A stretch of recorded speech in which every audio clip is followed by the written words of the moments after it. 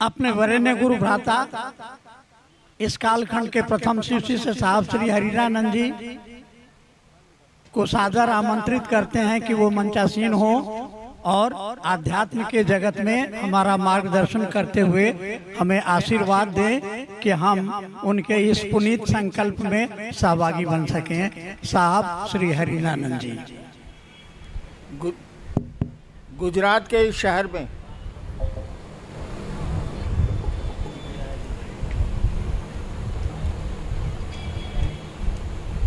आपने आयोजन किया शिव गुरु महोत्सव का, और मेरा सौभाग्य कि मुझको यहाँ आने का अवसर मिला, सुअवसर मिला।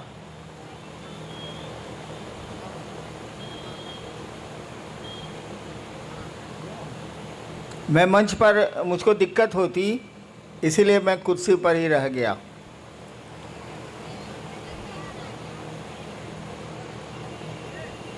अब शरीर बूढ़ा हुआ ना भाई, 72 में घुस गया मैं, 72। 1990 से शिव कार्य हमने शुरू किया था बिहार की राजधानी पटना शहर से। वहाँ मैं दंडाधिकारी था पटने का।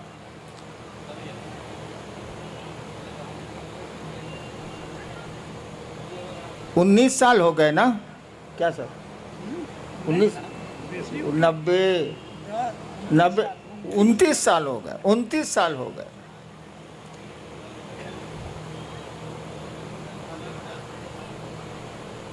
पहले तो इस बात को आप समझ लीजिए, शिव शिष्यता में आदमी गुरु नहीं है। शिव शिष्यता में इंसान आदमी गुरु नहीं है। शब्द ही बोलता है शिव शिष्यता, यानी भगवान शिव की शिष्यता। यहाँ गुरु हम लोगों के हैं भगवान शिव।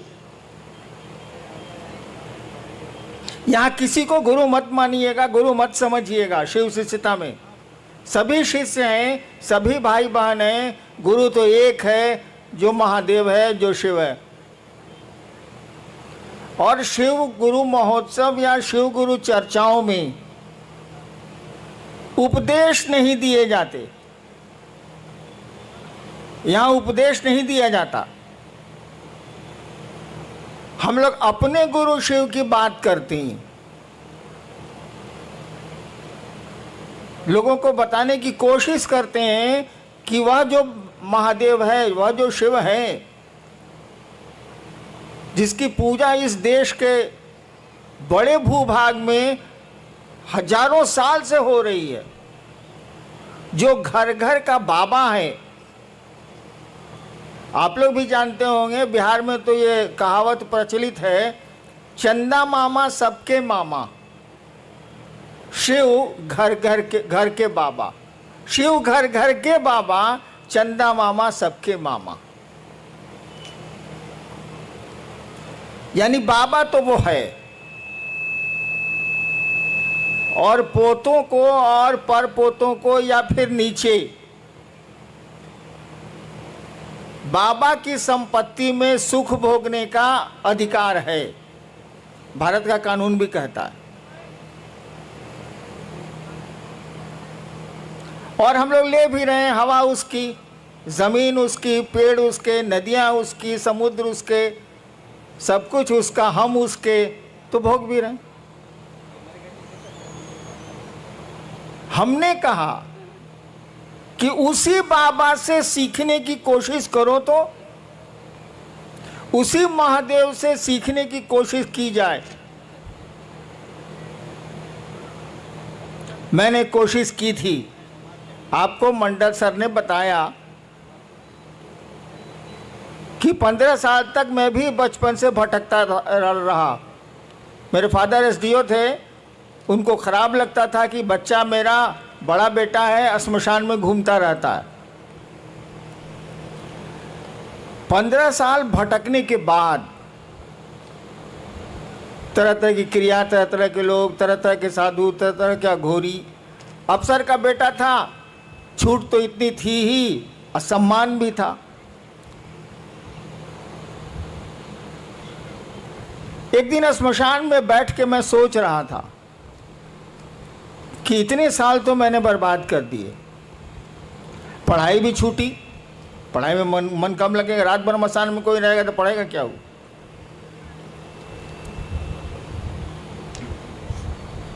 एक मेरे मन में ख्याल आया, देखिए शिव शिष्यता है क्या, मैं आपको बताना चाहता हूँ, मैं अपनी कहानी नहीं सुनाना चाहता। शिव शिष्यता क्या है ये इसको देखिए।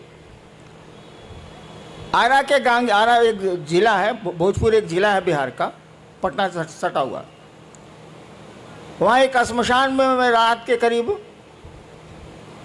12-1 बजे बैठ के सोच रहा था, नदी थी, बैठ के सोच रहा था। श्मशान तो अंधेरा होता ही है, कोई आदमी होता नहीं। मेरे दिमाग में एक बात आई कि गुरु भगवान होता है तो ये भगवान गुरु काहे नहीं है। बस एक बात आ रही है और कुछ नहीं हो रहा है, मेरे आसपास कोई कुछ नहीं है। नदी है सामने, श्मशान का सन्नाटा है, अंधेरा।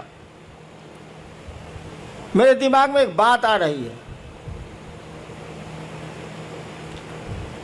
सभी कहते हैं कि गुरु भगवान होता है तो ये भगवान गुरु काहे नहीं। और हमने सोचा कि अब हम भगवान को गुरु बनाएंगे। अकेले बैठ के हम सोच रहे हैं भगवान को गुरु बनाएंगे। 1974, शायद बहुत लोग उसमें उस समय पैदा भी नहीं होंगे आप लोग। मैं पटना यूनिवर्सिटी में कानून का विद्यार्थी था, लॉ का।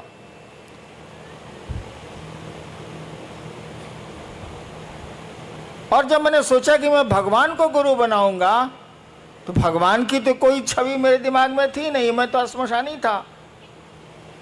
मेरे पिताजी मेरी माँ को कहा करते थे, वो बिहार के टॉपर थे, मेरी माँ को मेरे पिताजी कहा करते थे, अब दोनों नहीं है, कि जानती है मलकिनी, शिव को भगवान कहा जाता है भारतीय किताबों में। तो मैं गुजरता रहता था तो सुनता रहता था, हमको मतलब कुछ था नहीं।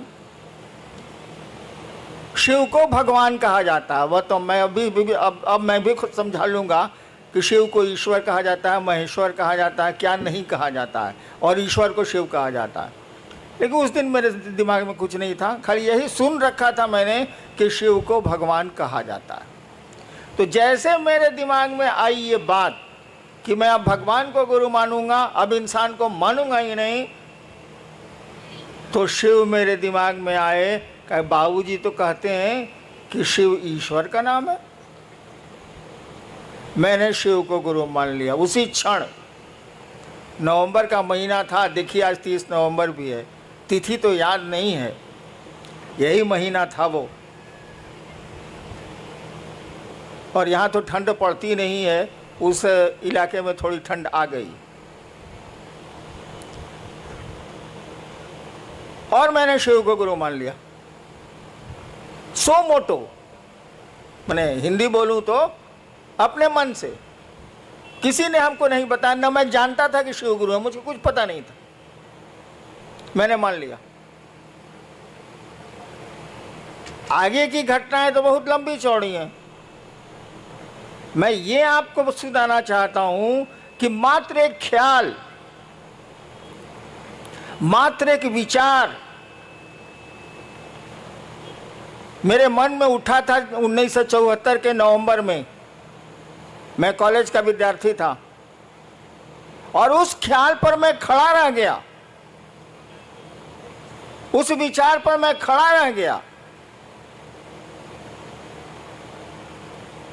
और आगे की घटनाओं ने ऐसा मोड़ दिया। आपको तो विश्वास भी है शिव पर। मैंने तो क्रिया खाई थी कि 3 काम मैं नहीं करूंगा। आप आसमान से उतरेंगे जैसा फोटो में दिखते हैं, मैं आपसे कुछ नहीं सीखूंगा। आदमी के रूप में आइएगा और कहिएगा मैं ही महादेव हूं, मैं आपसे कुछ नहीं सीखूंगा। और उसी समय ये क्रिया भी हम खाए थे।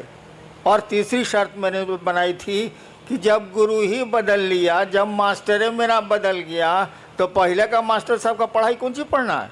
और मैंने छोड़ दिया, छोड़ भी दिया, उसी क्षण से छोड़ दिया। आगे की घटनाओं ने मुझको 8 साल में बताया। 8 साल तक मैं चुप रहा, किसी से कुछ नहीं बोलता था।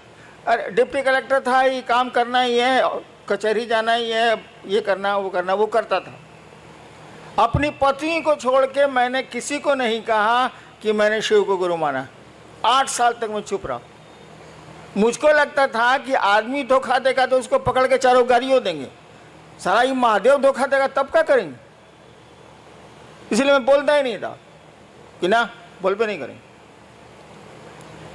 और मंडल सर ने बताया कि जब मैं मधेपुरा में मजिस्ट्रेट था और पुराने मित्र मेरे शमशानी आए मिलने के लिए, तो उन लोगों ने कहा कि हमको मालूम है। हम कह रही साला हम तो जानबे ना, हम किसी को बोल भी नहीं किए, इसको कैसे मालूम है कि शिव गुरु हैं। तब उन लोगों ने बताया कि किताब में तो लिखा हुआ है कि शिव गुरु हैं। तब माथा पीटा, जब किताब में लिखा हुआ है कि शिव गुरु हैं, घर में लइका, नगर में ढिढोरा, साला महादेव घर घर का बाबा है, और तब कहाँ बहुआ रहे हैं लोग भाई। अपने बाबा को गुरु मानेंगे, देखेंगे पढ़ाता है कि नहीं पढ़ाता है, नहीं पढ़ाता है तब कहेंगे कि साला नहीं पढ़ाता है, लेकिन वो पढ़ाता है, वो गुरुओं का गुरु है। जगत गुरु शास्त्रों ने उसको कहा है, विश्व गुरु कहा जाता है शिव को।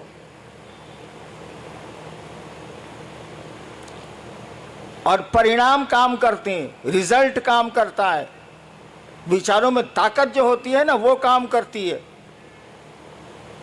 मैं तीसरी बार शायद सूरत आया हूं, या दूसरी या तीसरी बार। कहाँ कहाँ जाऊंगा, कहाँ कहाँ जाता हूं। अब तो शरीर भी काम उतना नहीं करता, लेकिन शिव का काम हो रहा है कि नहीं। एक बहुत बड़े पत्रकार ने मुझसे पूछा कि पूरे देश में शिव गुरु का काम चल रहा है, मैं तो घूमता हूं, इसका रहस्य क्या है। हमने कहा इसका रहस्य कुछ नहीं है, मैं कहाँ जाता हूं, 32 साल तो सरकार में था। विचार फैलते हैं, विचार में ताकत होती है। और आज देखिए सूरत में इस कड़ी धूप में आप यहाँ उपस्थित हैं, इतने लोग उपस्थित।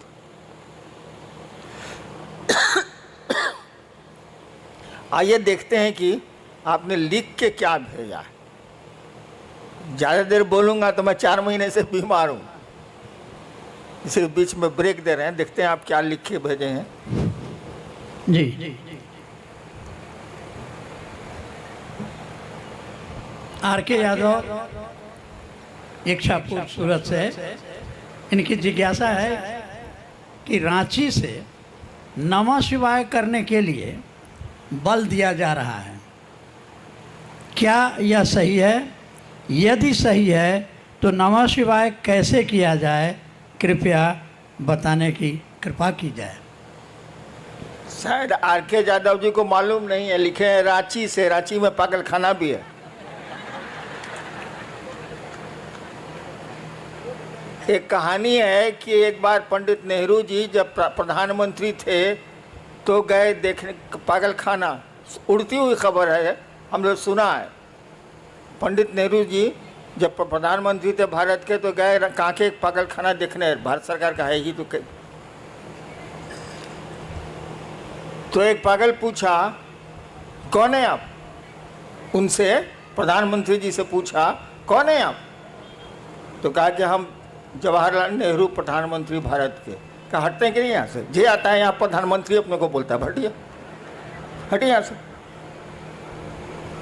यादव जी ने गलती कर दी, लिख दिया रांची से, तो वहाँ पागल खाना भी है। और रांची का लोग अमूमन जो कांके ब्लॉक है, कांके ब्लॉक में रहता है, हम उसी में पहले रहते थे, इसीलिए मेरा थोड़ा ढीला भी है। मैंने कहा है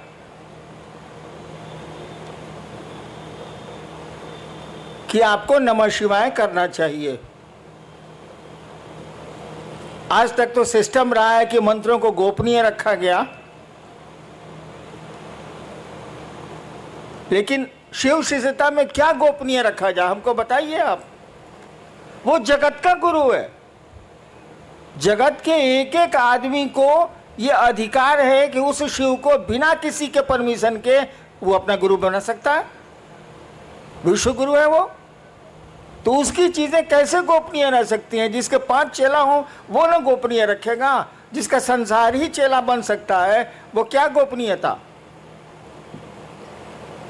तो हमने कहा कि आप नमः शिवाय करें, इस पंचाक्षर को करें आप, इससे आपके लौकिक कष्ट भी कम होंगे और थोड़ा मन भी आपका शिवगामी होगा, शिव की ओर चलेगा। नमः शिवाय करने का तो 2 ही तरीका है। एक आप किसी माला पे कर सकते हैं 108 बार। दूसरा, सांस प्रश्वास भी एक माला है। माला कई तरह की होती है, कमल गट्टे की भी होती है, रुद्राक्ष की भी होती है, किसी चीज़ की हो सकती है, तुलसी की भी होती है। सांसों की माला भी माला ही है। हमारी आपकी सांस चलती है ना, ये 24 घंटे में 27,600 बार चलती है, जैसा मुझको याद है। यानी सांसों की भी माला है। सांसों की माला पर मंत्रों का आवागमन, मंत्र आए और गए, आवागमन देखा जाता है। तो नमः शिवाय जो आपका शिव का पंचाक्षर मंत्र है, आपके गुरु का मंत्र है, उसको सांसों पर चढ़ाइए नमः और शिवाय सांस से जाने दीजिए। ये आप जब याद पड़े 5 बार, 2 बार, 3 बार अपने गुरु को प्रणाम करिए नमः शिवाय से।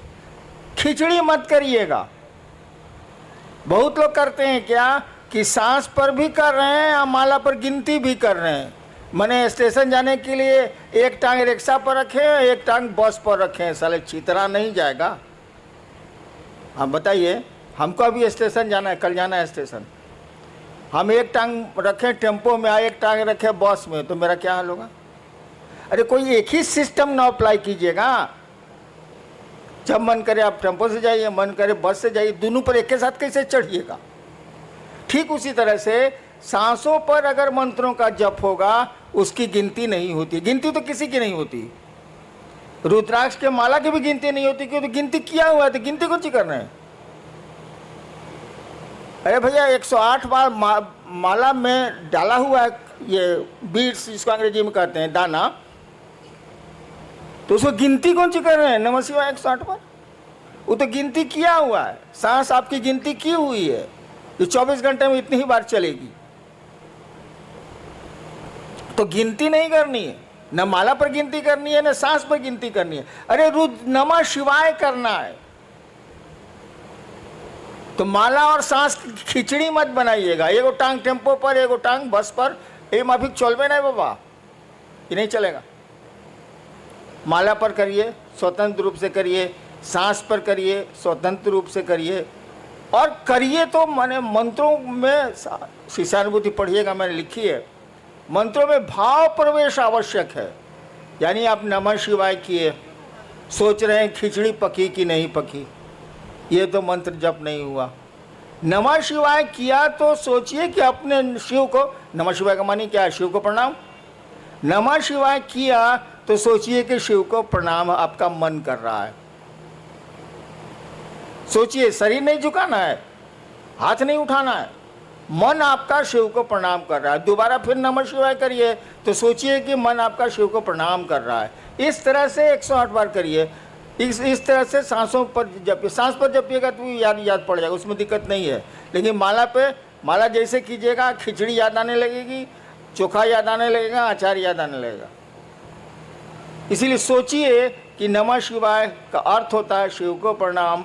आपका मन शिव को प्रणाम करे, तब नमः शिवाय का अर्थ हुआ। नहीं तो नमः शिवाय का क्या अर्थ? नेक्स्ट। मुंबई से भाई उर्वेश, इनकी जिज्ञासा है कि शिव भगवान और शिव गुरु में क्या अंतर है? कोई अंतर नहीं है। भगवान शिव और शिव गुरु में क्या अंतर है? महाकाल और महादेव में क्या अंतर है? अघोरेश्वर और शिव में क्या अंतर है? अरे एक ही सत्ता के कई काम हैं, इसीलिए कई नाम हैं। सत्ता तो एक ही है। मैं ही हूं, मैं एक हरिनारायण। मैं सरकार में ज्वाइंट सेक्रेटरी भी था, गाड़ी भी अच्छी चलाता हूं, पिस्टल भी बढ़िया चलाता हूं, तो आप कहेगा कि एक बार मैं गया था सीवान, तो गाड़ी खुद चला रहा था, एटीएम था उसमें पटना में। मैं सीवान गाड़ी बैक कर रहा था, बाजार का दिन था, कुछ महिलाएं थी, हमको कोई चिंता, गांव कितना जाते हैं हम। तो पीछे से किसी महिला ने कहा, ए ड्राइवर साहब लौको तो नहीं खे। हमारा साथी बगल में बैठा हुआ था कि ए बॉस, आपको तो एटीएम से ड्राइवर बना दिया, तो जैसा काम कीजिएगा वैसा ही नाम न होगा। तो शिव गुरु और शिव भगवान शिव या कोई शिव का जो रूप है, सभी रूप उन्हीं के हैं, उसमें कोई फर्क नहीं पड़ता है, काम अलग अलग है, सो दिमाग में रखिएगा। गुरु से मांगिएगा तो जो चीज़ आपको आपके लिए गड़बड़ हो जाएगी भविष्य में वो नहीं देगा। महादेव से मांगिए तो लोग की शक्ति दे दिया ना, रहा न कोई रोवन हरा। क्या मांग रहे हैं, किससे मांग रहे हैं, एक ही आदमी वो। गुरु से मांगिएगा तो वही देगा जो आपके लिए शुभ होगा। महादेव से मांगिएगा तो मांगिए, वहाँ पहुँच हो गई तो जो मन करे सो ले लीजिए, लूटा जाइए चाहे लूट लीजिए। महाकाल से मांगिएगा तो उतना किसी से दोस्ती करता है ना दुश्मनी करता है, कालनी संगी होता है, उसकी संगति किसी से नहीं होती है। कहा जाता महाकाल तेरी दया भी छलना है। महाकाल से दया मांगिएगा तो वो छल देंगे। कहे काल किसी का दोस्त होता ही नहीं, न किसी का दुश्मन होता है न किसी का दोस्त होता है। सत्ता तो वही एक ही शिव हैं, वही ज्ञानदाता के रूप में गुरु हैं, वे ही महाकाल हैं, वे ही सब कुछ। नेक्स्ट, ये सूरत पांडेसरा जगह है, भाई आशीष सिंह हैं, इनकी जिज्ञासा है कि आओ चलें शिव की ओर, इस पंक्ति का भावार्थ समझाने की कृपा करें। भावार्थ, शब्दार्थ नहीं बुझा रहा है। एक बार ऐसे ही हमने बोल दिया था, कैद मांगी थी रिहाई तो नहीं मांगी थी। अब चर्चा में इस पर जिज्ञासा हो गई हमको कि इसका क्या अर्थ हुआ। हमका महाबकलोल है सब। अरे कैद मांगी थी, मैंने जेल मांगा था, इस साल हमको छोड़ काहे दिया, ये पूछना क्या है। कैद मांगी थी रिहाई तो नहीं मांगी थी। हम कहा था कि महादेव से कहा है कि हमको बांध के रखिए अपने शिव भाव में, आप छोड़ देते हैं तो धरती हमको पेर देती है, इसीलिए कहा था कि कैद मांगी थी रिहाई तो नहीं मांगी थी। ठीक उसी तरह से मैं एक दिन चर्चा करके उठा, नहीं उस दिन मैं कुछ बोला ही नहीं। अचानक हमने कहा किसी को कुछ कहना है तो कोई कुछ नहीं बोला, तो हमने कहा हमको कुछ कहना है, और हमने एक शब्द कहा था, एक वाक्य कहा था, आओ चलें शिव की ओर। वही आजकल आपका स्लोगन भी हो गया है, आओ चलें शिव की ओर। मैंने ही कहा था ऐसे ही कि आओ चलें शिव की ओर। अरे धरती पर आए, यहाँ से जाना है ही, यहाँ बहुत सारा काम करते ही करते हैं हम लोग। एक काम और करें कि मन को समझा लें कि चलो शिव की ओर यार, कहाँ फंस गए हो। दुनिया में रहो जरूर, लेकिन दुनिया के राह हो के राह मत जाओ, बहुत खराब स्थिति है। तो आओ चलें शिव की ओर, इसका भावार्थ बहुत गूढ़ है, बहुत गूढ़ है। उस स्टेज पर आपको आना होगा तभी समझ में आएगी बात कि आओ चलें शिव की ओर। एक सुदूर क्षितिज से आती हुई मध्यम मध्यम आवाज़ है जो इंसान को बोल रही है, आओ चलें शिव की ओर। उस आवाज़ को कोई सुन पा रहा है, कोई नहीं सुन पा रहा है। नेक्स्ट, मुंबई से हैं भाई रामनाथ ठाकुर जी। साहब श्री कहते हैं कि शिष्य भाव जागरण के लिए, हे शिव आप मेरे गुरु हैं, मैं आपका शिष्य हूँ, मुझ शिष्य पर दया कर दीजिए। इस मूक संवाद को प्रतिदिन बारंबार संप्रेषित किया जाए। कुछ लोग कहते हैं शिव दया शिष्य भाव के साथ ही मांगने पर गुरु दया करेंगे। कृपया स्पष्ट किया जाए कि दोनों विरोधाभासी क्यों लगते हैं। ये बात ही, सवाल ही हमको स्पष्ट नहीं हो रहा है। क्या इसका अर्थ क्या हुआ? सवाल का अर्थ क्या हुआ? अरे आप समझाइए ना, क्या इसका माने हुआ? एक पक्ष कह रहा है कि गुरु से दया मांगिए, प्रतिदिन संप्रेषित कीजिए। दूसरा व्यक्ति कह रहा है कि जब तक आप भाव से नहीं मांगिएगा आपको दया नहीं मिलेगी। इतना ही बात ना है? जी जी। सुन लिया ना? एगो साधु जी थे, तो उनको गांव वाला लोग बुलाया कि आइए, बड़ी दिन से आप गांव के बाहर रहते हैं पहले के ज़माने में, आज गांव में के आपके सम्मान में एगो प्रीति भोज देंगे, मैंने खाने पीने वाला प्रीति भोज। आप नहीं दे रहे हैं हमको, लेकिन उस साधु को दिया था। आया तो साधु आया तो कुछ तो सवाल जवाब होबे न करेगा। तो कुछ लोगों ने पूछा कि बाबा बताइए, भगवान है कि नहीं है? तो साधु बोला कि कौन लोग कहते हैं कि भगवान है, जरा हाथ उठाएं। तो हाथ उठा कुछ। कौन लोग कहते हैं कि भगवान नहीं है, वो लोग हाथ उठाए। तो कुछ लोग हाथ उठाया। कहा कि आप लोग दोनों आपस में समझा लीजिए, हम जाते हैं। तो दो तरह का बात, तब दो तरह का बात है, दोनों आपस में समझा लीजिए, हमारी क्या जरूरत है भाई साहब? क्या सवाल है? वही है कि दया के साथ अरे बेवकूफ, वो सब आपको नहीं बोल रहे हैं हम भी वही हैं, प्रश्नकर्ता को बोल रहे हैं। अरे भाव क्या है भाई? पत्नी का भाव है आप में, पुत्र का भाव है आप में, पिता का भाव है आप में? है? मेरा का भाव है कि आपकी चप्पल कहाँ है, आपके पॉकेट में पैसा कितना है, आपका घर कहाँ है, घर कौन सा है, सब पहचानते हैं आप। पैसा नहीं बोल रहा है कि ये भैया ये भैया ये भैया हम 502 रुपया बनी। आप जानते हैं कि 502 रुपया मेरे पॉकेट में है, इसलिए कि आपका पैसा है वो। एक चीज होती है विचार, एक चीज होता है भाव। विचार दिमाग से उठते हैं, थिंकिंग है विचार, थॉट है। यह विचार कि हे शिव आप मेरे गुरु हैं, एक विचार है ये। लेकिन देखिए वाक्य में हे शिव आप मेरे गुरु हैं, ये मेरा आपका छिप रहा है। जहां मेरा सामने आया कि मेरे गुरु हैं, तब फिक्र हो जाएगी कि मेरी चप्पल कहाँ है, मेरा महादेव कहाँ है। और जब ये बात आपके दिमाग से दिल में उतरेगी तो भाव है। भाव कुछ नहीं है बाबू, जो बात दिल से उठती है वो भाव है, जो बात दिमाग से उठती है वो विचार है, और कुछ नहीं है।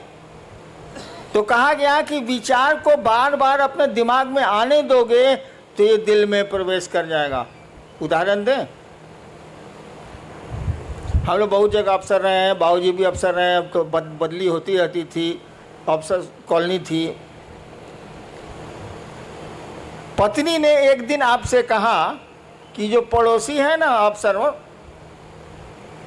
बढ़िया आदमी है, सो आज केला भेजा था बच्चों के लिए। ठीक, ये विचार है, सूचना आपको मिली है।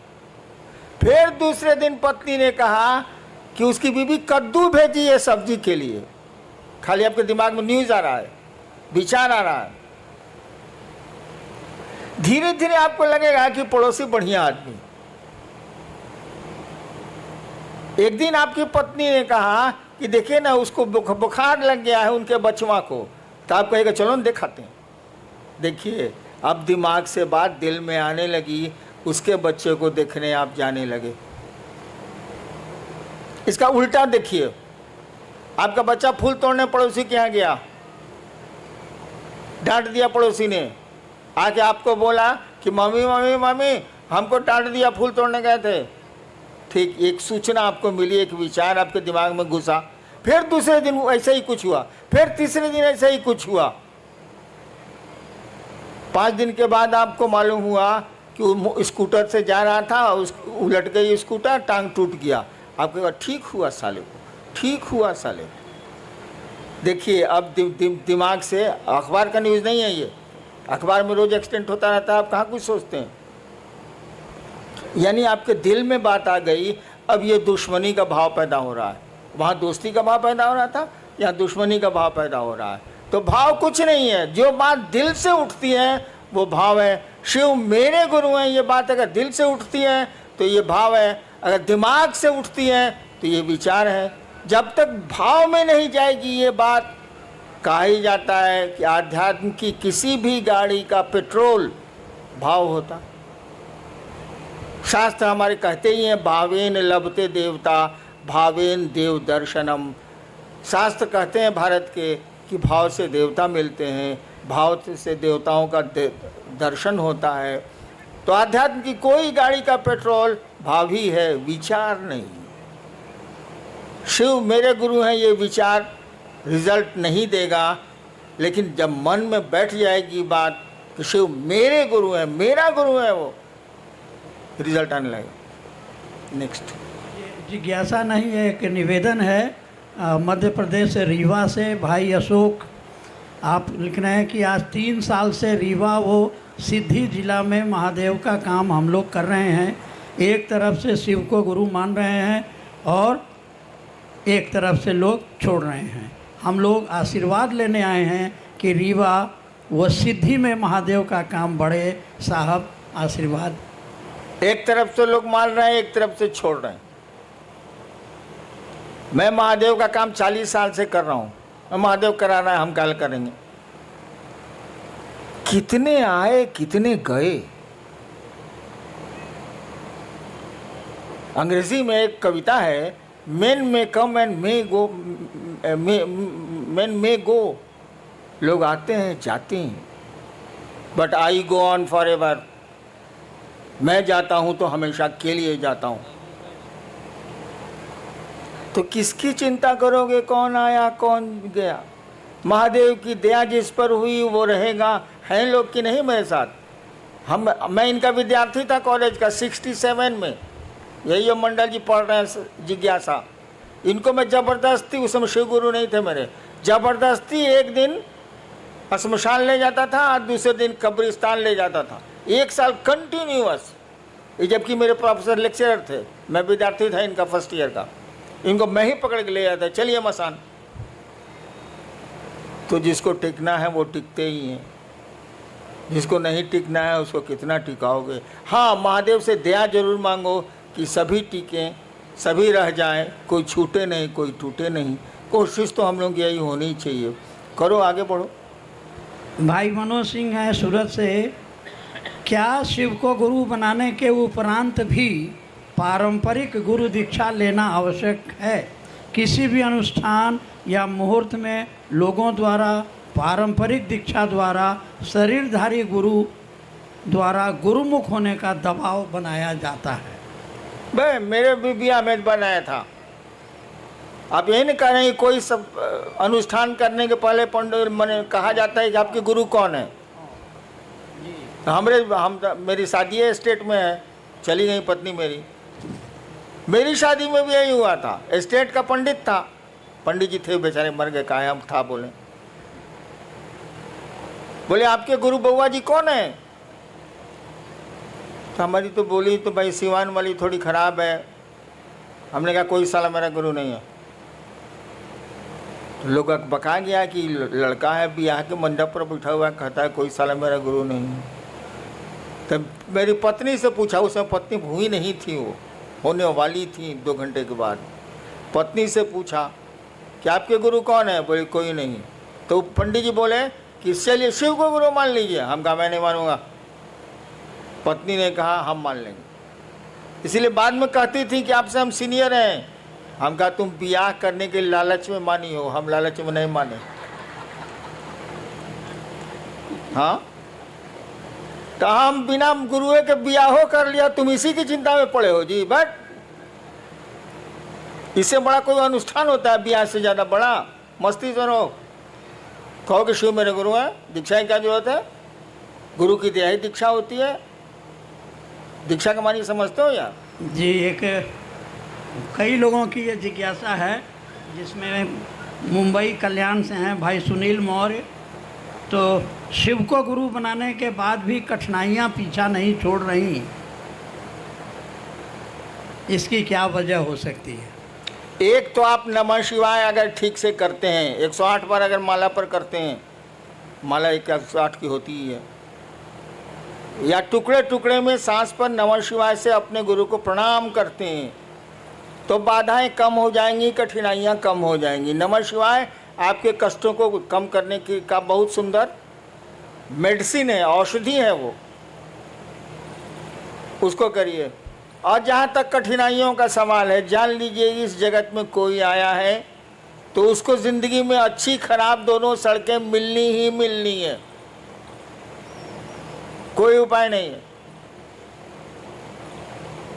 आपकी ज़िंदगी के रास्ते उबड़ खाबड़ मिलेंगे ही मिलेंगे, अच्छे 4 लेन भी मिलेंगे उसमें, लेकिन ज़्यादा खतरा यही है कि उसमें उबड़ खाबड़ ही रास्ते मिलेंगे आपको ज़िंदगी में। चलना तो पड़ेगा ही पड़ेगा। होशियारी इतनी ही है कि सवारी बढ़िया कर लीजिए। अगर ट्रैक्टर से जा रहे हैं उबड़ खाबड़ में तो कमर टेढ़ी हो जाएगी। स्कॉर्पियो से चले जाइए तो कमर नहीं टेढ़ी होगी, खाली जर्क महसूस होगा। तो ज़िंदगी के रास्ते तो उबड़ खाबड़ मिलेंगे। सवारी ठीक कीजिए, शिव की सवारी लीजिए, जर्क तो उसके बाद भी महसूस होगा, लेकिन कमर टेढ़ी नहीं होगी। रास्ते नहीं बदले जा सकते, सवारियां बदली जा सकती हैं। शिव की सवारी ले लो, शिवयान ले लो, यान माने सवारी, शिवयान ले लो, वायुयान, शिवयान ले लो, निकलते चलो निकलते चलो। थोड़ा बहुत तो जर्क लगता ही लगता है, अच्छी सड़क मिलेगी तो नहीं लगेगी। जीवन में कठिनाइयाँ आएंगी ही आएंगी। धरती पर जो भी आया है आज तक परेशानियों में रहा है वो, और उसमें उसने काम किए हैं। पहाड़ों पर वो चढ़ते हैं जिनको चढ़ना होता है, नहीं तो सीढ़ियां भी पहाड़ होती। इंसान के लिए सीढ़ियां भी पहाड़ होती हैं। और कोई है जो एवरेस्ट पर भी चढ़ता है और जिसका नाम होता है शेरपा तेंजिंग, दुनिया जानती है उसको। और कुछ लोग मिलेंगे कि आपके घर नहीं आ सकेंगे, एक पहला मंजिल पर आपका रहने का है, बड़ी दिक्कत है। कुछ लोग सीढ़ियों को पहाड़ बनाते हैं, कुछ लोग पहाड़ को सीढ़ियाँ बनाते हैं। इसीलिए इन चीज़ों से नहीं घबराना है। परेशानियाँ हों, आगे बढ़ो, शिव की ओर बढ़ो, तभी मज़ा है, तभी किसी रिजल्ट का मज़ा है, नहीं तो कुछ मज़ा वजह नहीं। चलना चाहिए क्या? आयोजक गण क्या मुझको अनुमति देंगे? चलिए भाई, सूरत का ये शिव गुरु महोत्सव, बैठिए आप लोग। एक मेरी दिल की इच्छा बताता हूं आपको, शायद पूरी हो पाए या नहीं, आप कर पाए कि नहीं। सूरत में मैं शिव की सूरत देखना चाहता हूं, उस महादेव की।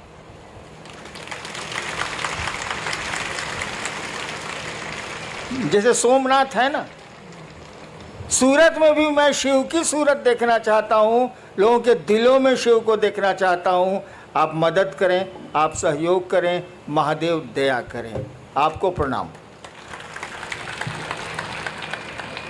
भजन शुरू करो। रेडी? सगर